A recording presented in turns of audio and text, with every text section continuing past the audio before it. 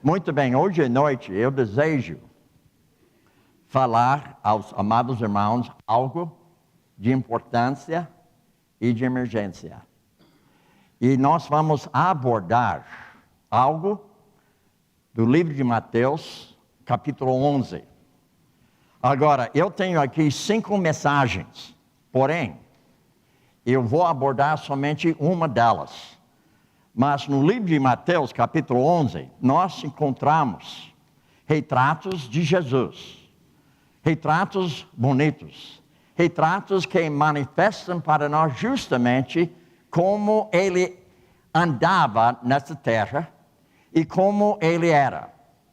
E ao mesmo tempo que nós estamos vendo o retrato dele, nós devemos ver o mesmo retrato em nossa vida devido ao fato que o Espírito Santo habita em nós e fornece para nós alegria, fornece para nós paz de Deus, fornece para nós o amor de Deus, fornece para nós justamente a parte que se chama a parte de bondade de Deus em nossa própria vida.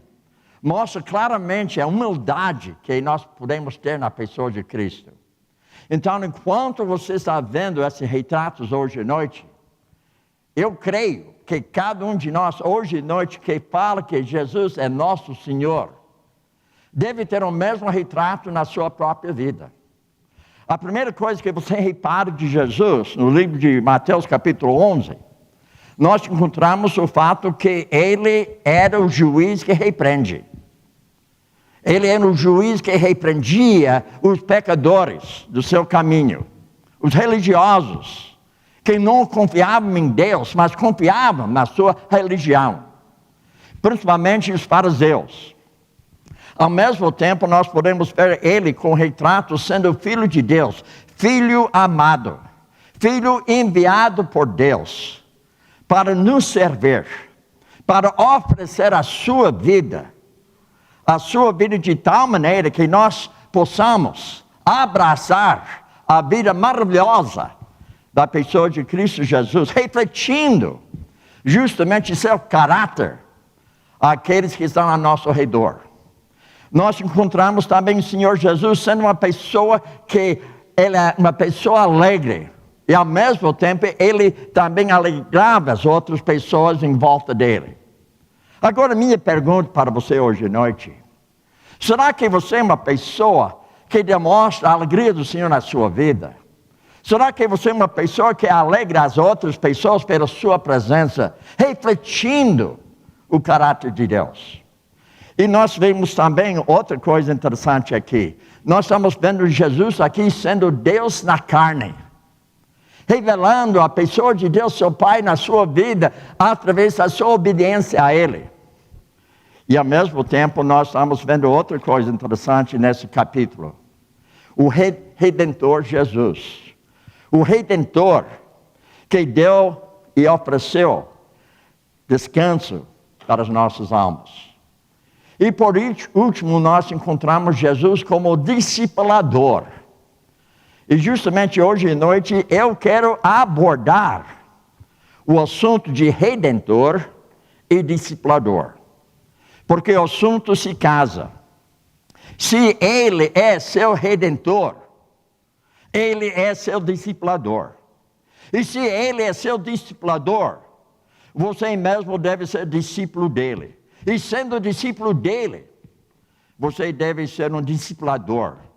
Na mesma maneira que ele discipulava as pessoas em volta dele, principalmente aqueles 12 que andavam com ele, ele praticava o discipulado.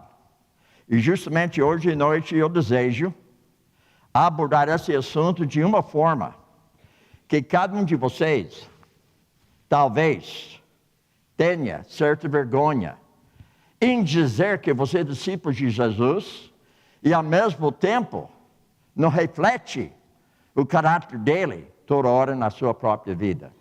Não que nós somos pessoas perfeitas, mas nós devemos ser discípulos constantes, sempre procurando manifestar o caráter de Deus em nossa própria vida. O que faz isso que seja possível é o fato que o Espírito Santo nós. O amor dele, a alegria dele, a paz dele, bondade dele, benignidade dele, fidelidade dele, mansidão dele, domínio próprio dele. Nós temos tudo isso disponível à nossa própria vida. Por esse motivo, eu me chamo conselheiro bíblico. Porque eu percebo que a Bíblia, ela tem toda a resposta para a vida do homem. Então, justamente hoje à noite, eu vou abordar só 3 versículos. Começando Mateus 11, verso 28 a 30. Que diz assim: venham a mim, todos os que estão cansados e sobrecarregados, e eu lhes darei descanso. Tomem sobre vocês o meu jugo, aprendam de mim, pois sou manso e humilde de coração, e vocês encontrarão descanso para as suas almas, pois o meu jugo é suave e o meu fardo é leve. Oremos. Pai Celeste, eu peço a tua ajuda hoje à noite, ó Deus, tu sabes que a minha boca não é a boca brasileira. Eu peço, ó Deus, que tu facilites meu falar hoje à noite. Que eu possa ser justamente a tua boca hoje à noite, nessa igreja, chamando a atenção ao assunto de discipulado. Para que cada um possa ficar ciente da necessidade de ser um discipulador. Mas para ser discipulador, em primeiro lugar, nós devemos ser discípulos de Cristo.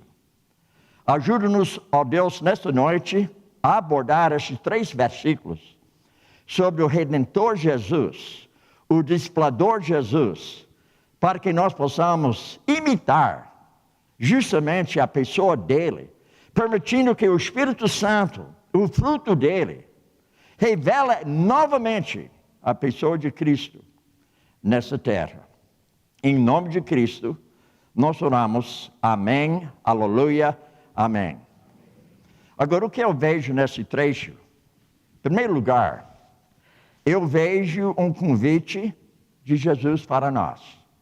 E a maioria das pessoas gosta mesmo desse trecho bíblico. Venham a mim, todos os que estão cansados e sobrecarregados, eu lhes darei descanso. Não existe pessoa na terra, mesmo sendo crente, que não tem peso, ou seja, algo pesado na sua vida que você precisa carregar todo dia.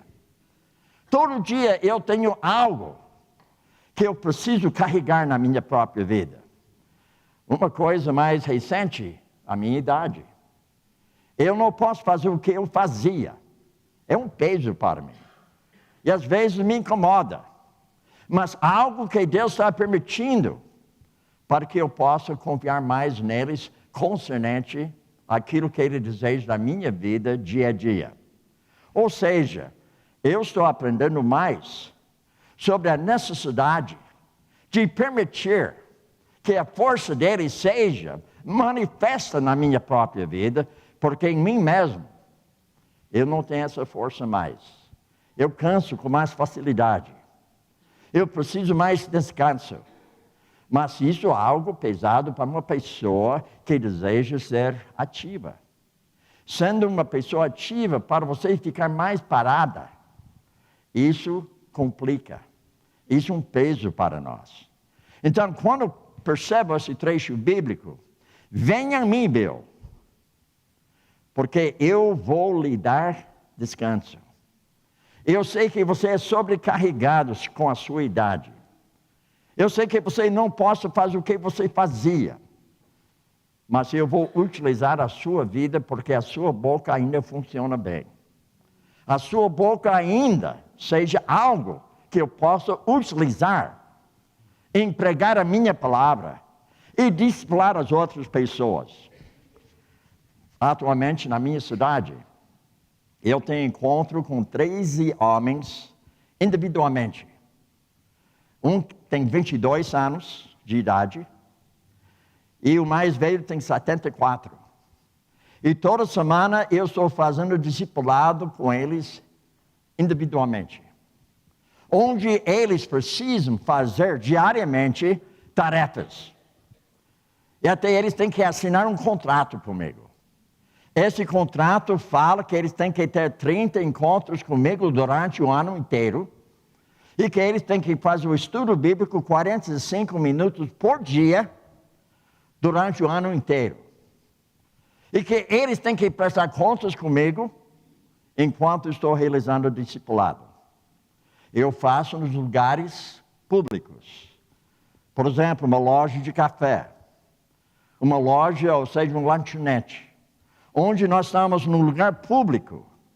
Onde nós podemos não somente estudar a Bíblia, mas utilizar ela para evangelizar, para discipular outras pessoas ao nosso redor. Todo sábado, na minha cidade, eu tenho um colega que eu estou fazendo discipulado com ele já há 11 anos.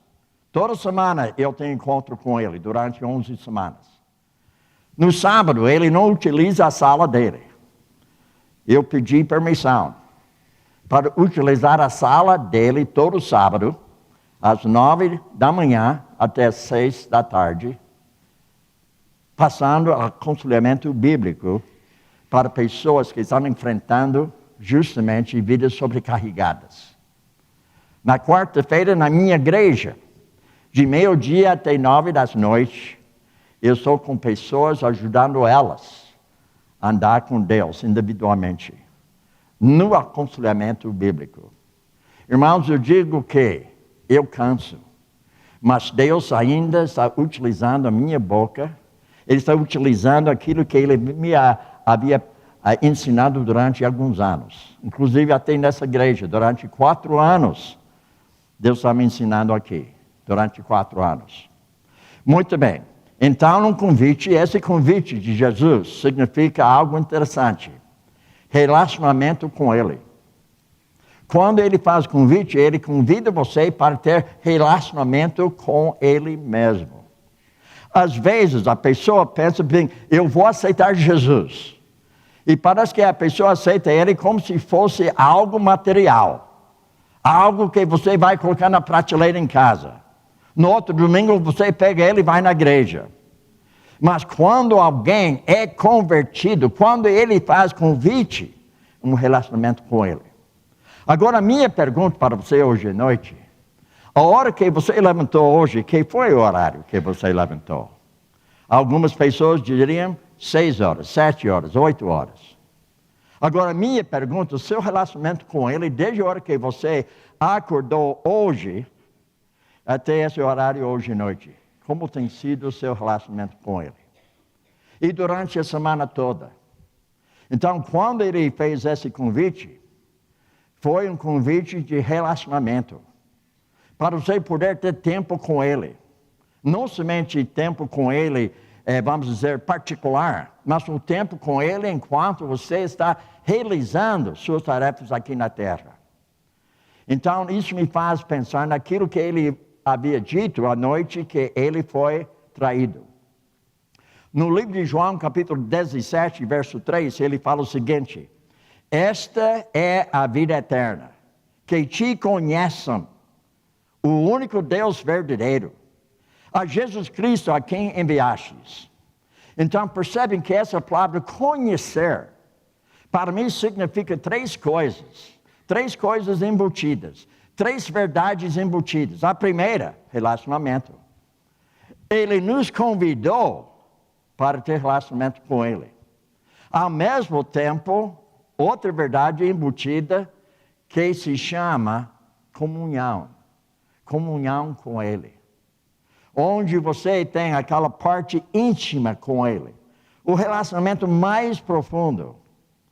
E depois, a palavra conhecer para mim significa outra verdade. Intimidade. Eu posso falar qualquer coisa para Ele. Eu posso conversar com Ele em qualquer horário. Qualquer lugar.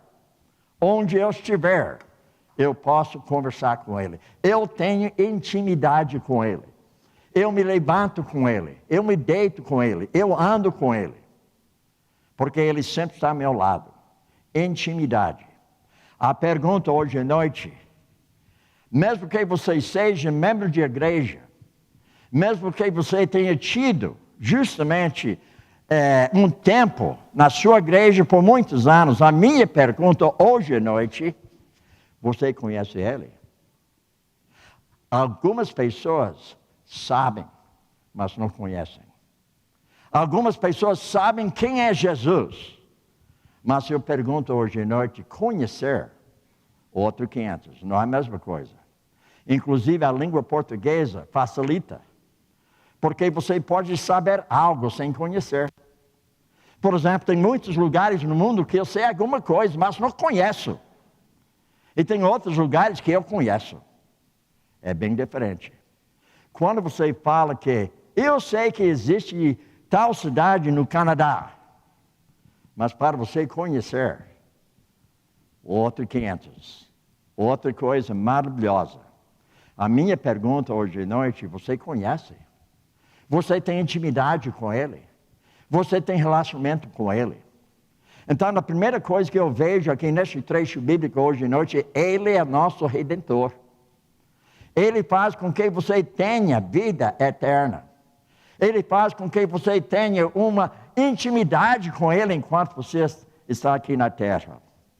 Agora, o que eu vejo é o seguinte, quando se fala esse encontro com Jesus, quando Ele fala, venha a mim, isso me anima, porque eu correspondi com Ele.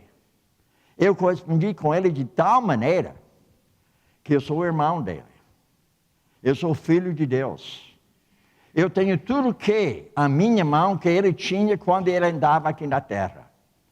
Tudo que Ele podia fazer, eu posso fazer. De acordo com o Espírito Santo que habita em mim. Inclusive, antes de Ele partir, Ele havia dito para os seus discípulos, maiores coisas que vocês farão. Devido ao fato que o Espírito Santo desceu, invadiu suas vidas de tal maneira que houve mudanças radicais na vida de cada um. A minha pergunta hoje à noite, você está experimentando diariamente mudanças radicais na sua vida? Você tem aquela felicidade, aquela alegria que anima, que fornece força para a sua vida. Então, quando Ele convida, quando Ele fala, venha a mim, Ele está dizendo o seguinte, esse convite aberto a todos, os que estão cansados, sobrecarregados, com o peso do pecado, o peso do legalismo. Tem muito crente que tem esse peso de legalismo. Então eu digo para vocês hoje à noite, para ter um encontro com Jesus, para você corresponder com o convite dele, fornece relacionamento, e além disso, comunhão com Ele, aquela intimidade, aquele descanso que somente Ele pode fornecer. Esse convite não discutir sobre Cristo, mas para o encontro com Cristo. Não é sobre religião, nem moralidade, nem ritmo religioso, nem caridade, nem misticismo, mas significa o quê? Significa que você tem encontro com aquele que dá a vida, a paz, a alegria e a salvação. Irmãos, eu tenho andado muito durante os últimos 12 anos. Inclusive, essa viagem hoje, de 12 anos de aposentado, eu já havia feito 74 viagens. Eu tenho mais 3 viagens para esse ano ainda. No mês de novembro, eu vou para Portugal. Novamente, a 4ª viagem para Portugal. Deus tem me dado o privilégio de andar na Ásia, na África, na Europa, na América do Sul, na América do Norte. Deus tem dado para a gente tantas oportunidades. Mas o que eu vejo? Muito crente que não tem alegria. Só tem alegria na hora de cantar. Abre a boca e canta mesmo. Agora não sai daqui dizendo que eu falei que é mal cantar. Não falei disso. Mas a minha pergunta, será que a sua vida é um cântico diante de Deus no seu serviço? Será que a sua vida é um cântico dentro da sua casa? Será que a sua vida é um cântico enquanto você está dirigindo o seu carro? Então nós estamos entendendo hoje à noite que o convite do Senhor significa relacionamento, comunhão e intimidade. Uma verdadeira paz, uma verdadeira alegria, que a própria Neemias havia dito o seguinte: a alegria do Senhor, a minha força. Mas eu fico olhando para a cara do crente. Parece que ele tem um peso enorme sobre ele. E eu digo hoje à noite, em nome de Jesus, venham a Ele. Porque Ele vai lhe dar descanso. Ele vai lhe dar relacionamento. Ele vai lhe dar comunhão. Ele vai lhe dar intimidade. De tal maneira que você possa adquirir a força dele na sua própria vida. Agora, pensando nisto, eu vejo que no tempo de Jesus houve alguns problemas quanto às pessoas concernente ao convite dele. Por exemplo, só para dar um exemplo para você. Houve um grupo de fariseus. Eles queriam colocar mais 613 regras sobre a pessoa. Os fariseus não somente procuravam guardar os 10 mandamentos que eles não podiam, mas eles procuravam guardar os 10 mandamentos, mas não podiam. Eles haviam acrescentado mais 613 regras para o homem, para que ele seja uma pessoa religiosa. Inclusive, Mateus capítulo 23, verso 4, fala o seguinte: eles, os fariseus, atatam fardos pesados e os colocam sobre os ombros dos homens, mas eles mesmos não são dispostos a levantar um só dedo para movê-los. Então, eles colocaram justamente peso sobre as pessoas. E hoje em dia, nós temos a mesma coisa acontecendo. Nós temos regra após regra.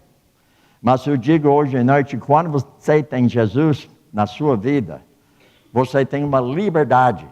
E essa liberdade não é para a ocasião da carne, mas uma liberdade onde você pode andar cabeça levantada, onde você pode andar com aquele descanso na sua vida, apesar da sua idade, apesar da sua saúde, apesar dos seus problemas, apesar do seu problema financeiro, apesar do seu problema de saúde. Você pode levantar a cabeça e você pode descansar nele, devido ao fato que você tem a paz de Deus na sua própria vida e a alegria dele.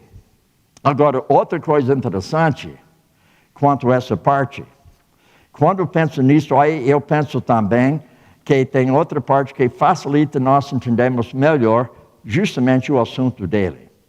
Agora, no capítulo 11, verso 29, ele fala algo que eu acho interessante aqui a respeito do peso do homem. Veja no verso 29 novamente. Tomem sobre vocês o meu jugo e aprendam de mim, pois sou manso e humilde de coração, e vocês encontrarão descanso para suas almas. Agora, vocês sabem que houve um momento na igreja primitiva que houve uma facção entre gentios e judeus. Os dois eram convertidos. Mas tinha um grupo de judeus que queriam não somente que aceitar Jesus, mas guardar também a lei de Deus ao mesmo tempo. Agora, houve um problema, e justamente no livro de Atos, capítulo 15, nós entendemos que esse grupo de pessoas da seita dos fariseus haviam descido ali e haviam dito o seguinte: alguns que tinham descido da Judeia ensinavam aos irmãos: se não vos circuncidardes, segundo o ritmo de Moisés, não podeis ser salvos.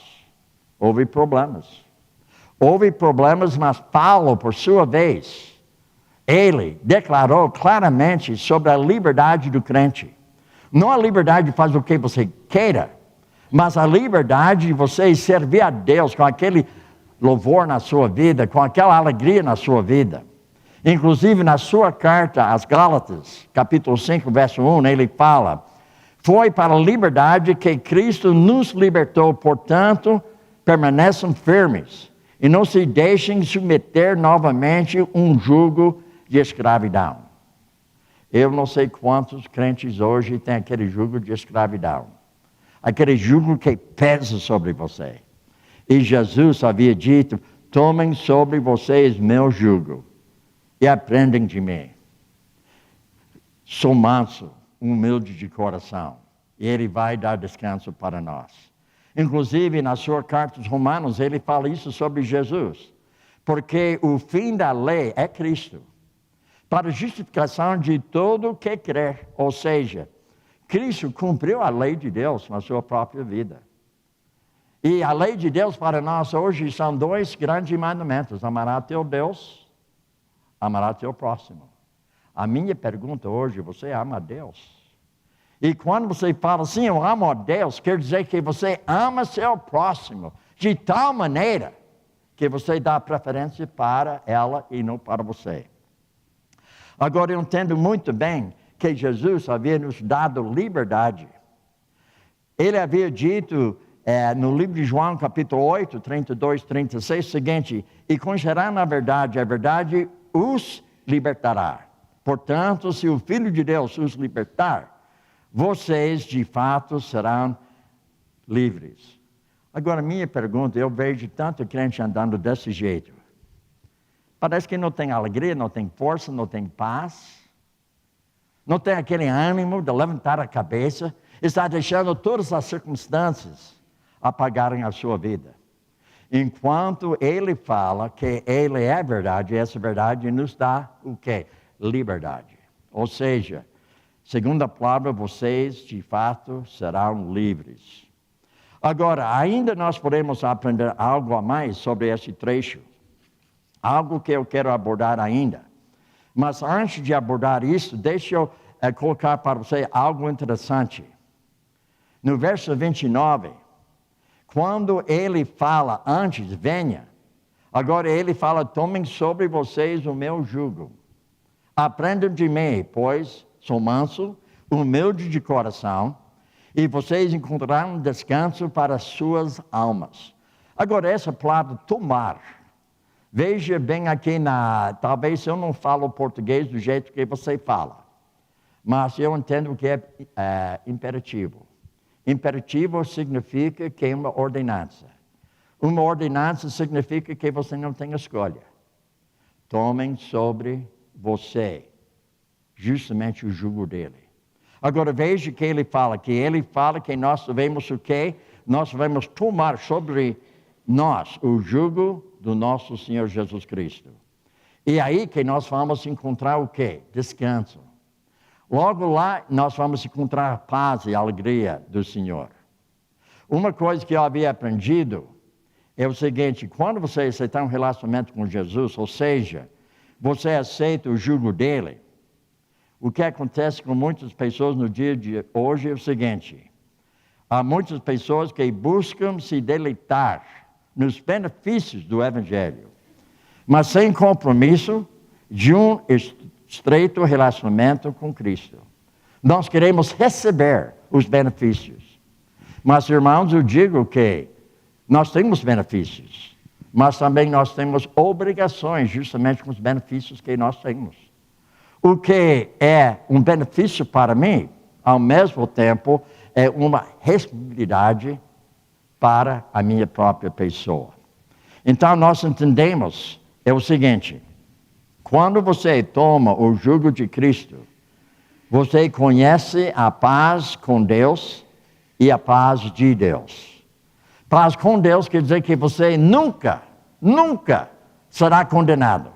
Porque Ele levou sobre si a nossa condenação. Eu tenho paz com Deus. Eu fui reconciliado com Deus. Eu tenho paz com Ele. Por esse motivo eu tenho alegria na minha vida. Nunca eu serei condenado.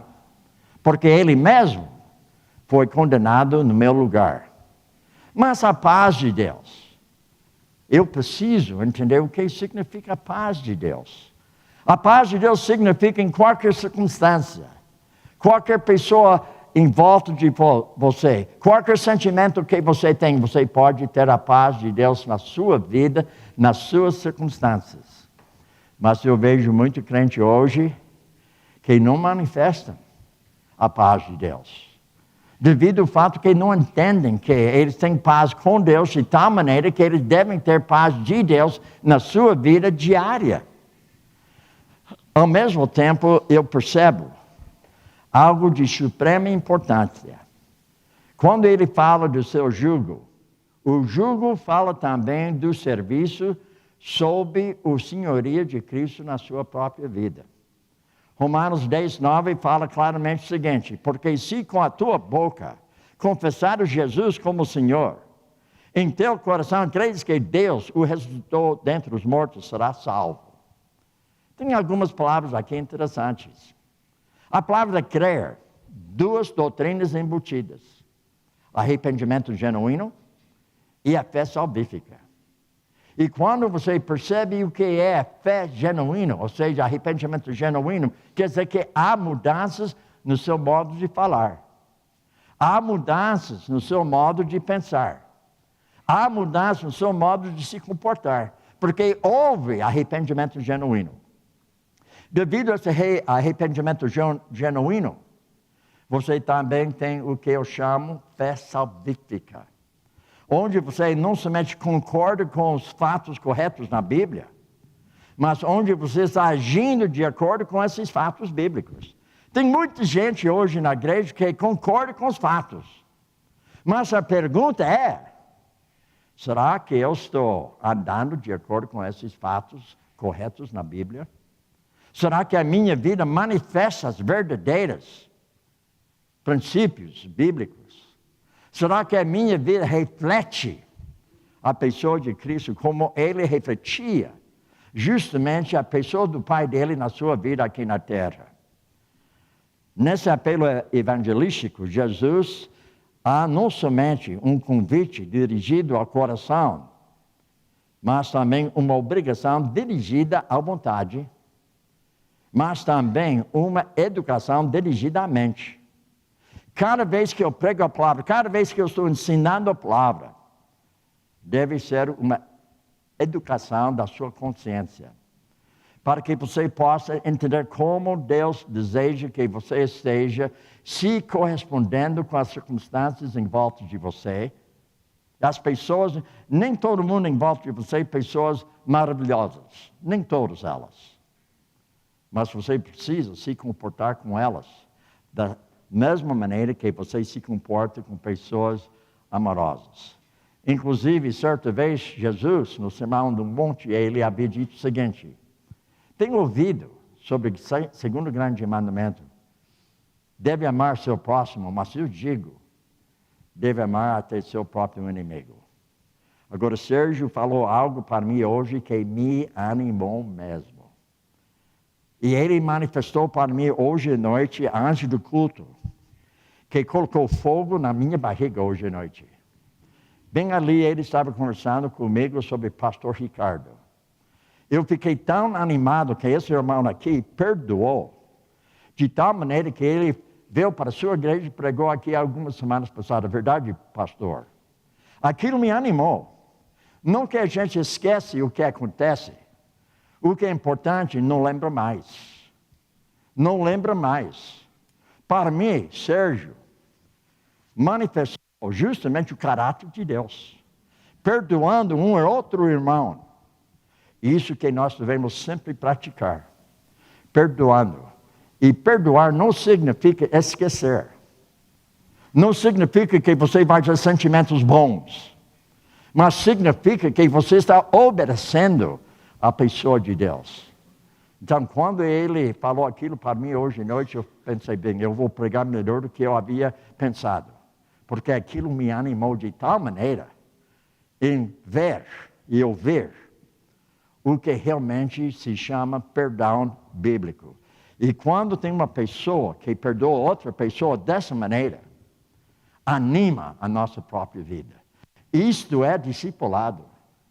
Isto é entender o que significa Redentor Jesus na sua própria vida.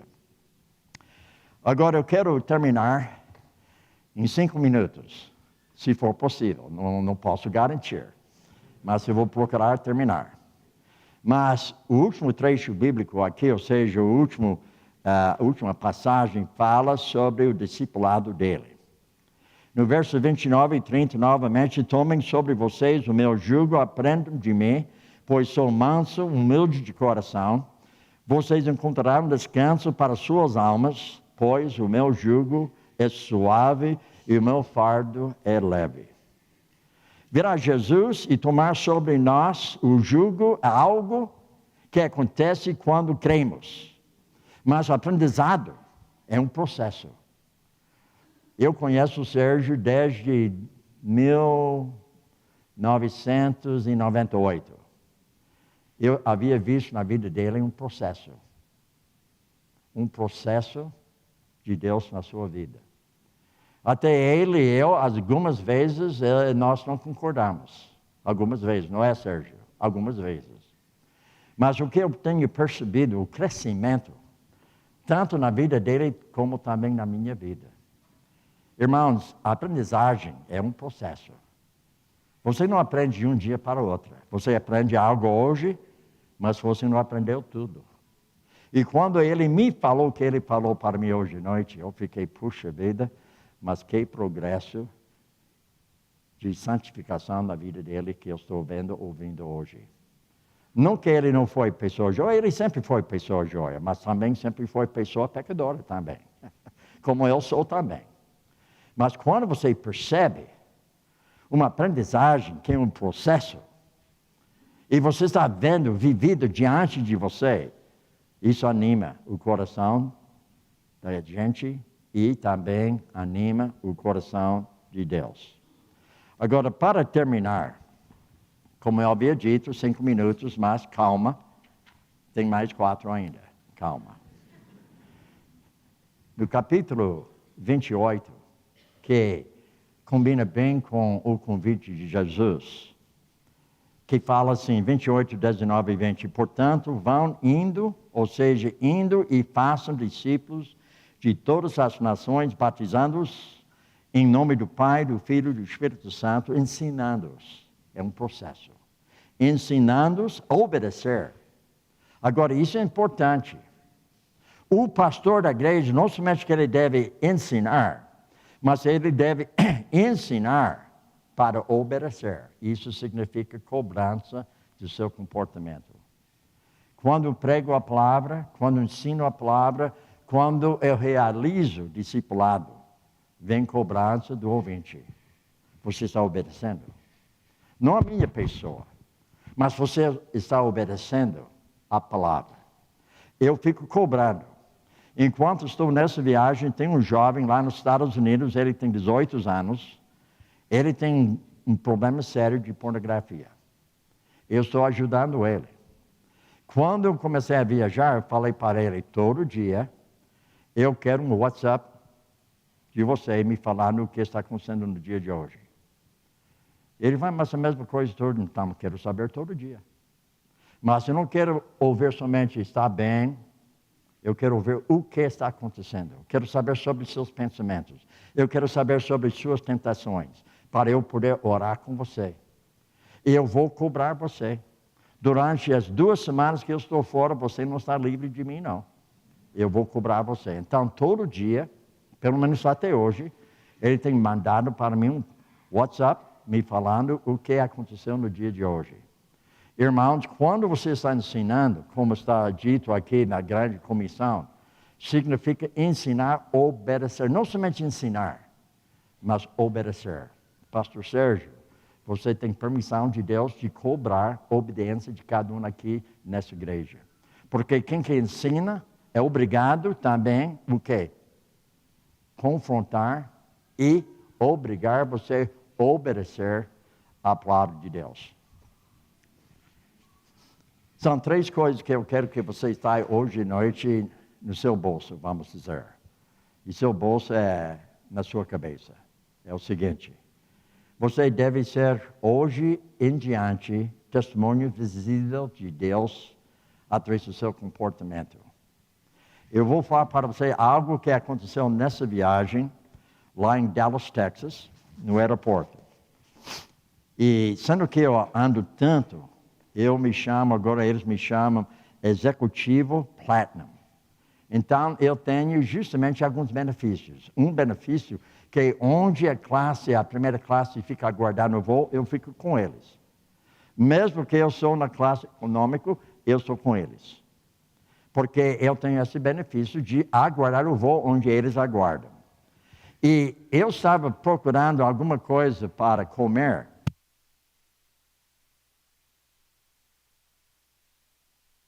A menina que estava lá atrás de mim, ela foi lá, ela pegou e deu para mim.